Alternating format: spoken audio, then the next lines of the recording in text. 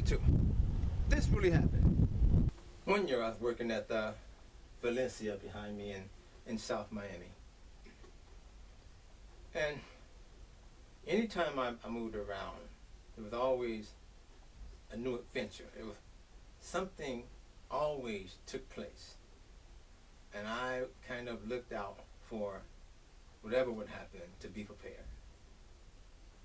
And at this property, this happened. And one night I walked down the street and I was going around the perimeter of the property.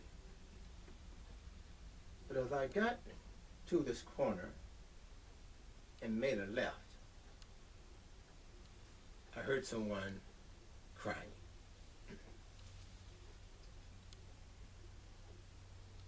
As I looked on the ground, there was a guy sitting there with his hands over his face. And as I looked closer, it was someone that I knew. So I stopped and asked, was everything okay, or are you okay? He went on to tell me that he has lost so much. Here's a man with a wife and 2 kids. Sitting there, he's trying to sober up and tell me his story. And I was going to listen. We had everything. We ate out of golden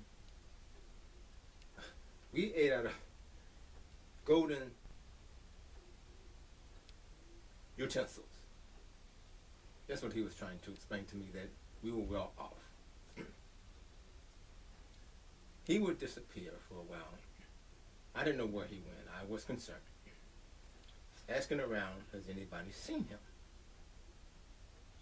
Someone came and told me that he checked himself into a hospital.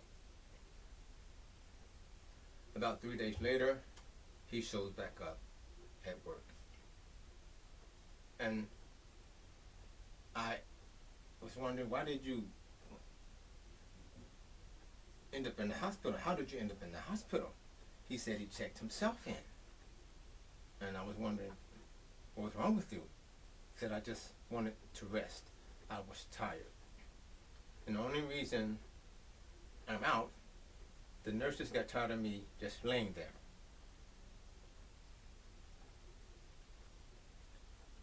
So I was trying to figure out, what can I do to help him? What can I say? The best I could do was just listen to him and let him express himself, get the frustration out, get the anger out. Hopefully he'll feel better. So we went into the in this building, I guess you call it the club area, the ballroom, whatever you want to call it. We went in there and sat down, and I began to listen to him. I was still wondering, what is it that I could share with him that would help him? I wasn't sure. But I did begin to share with him different situations that I've been in and come out of. And I brought some DVDs and shared stories. I didn't know what else to do with him. Upon doing that, he started laughing. And I was wondering, I wasn't saying anything funny. Why is he laughing? He told me he could not believe that I was doing everything that I was doing at that time.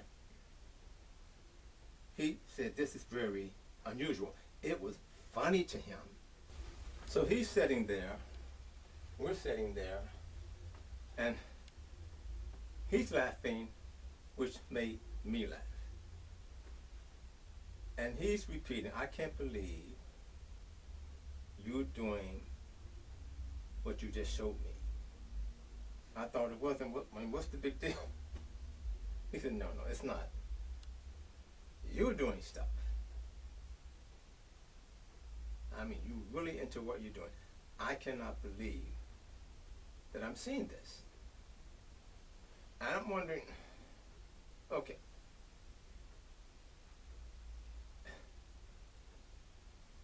this was amazing to him. He invited me to a men's prayer. I went. There was retired firemen, policemen, I think with doctors and community workers there, all men. And I felt kind of out of place.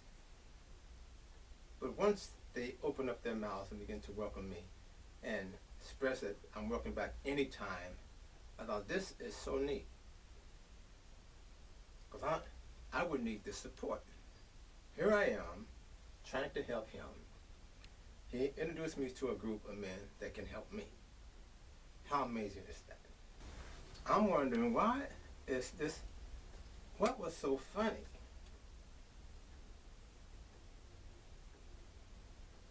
He was inspired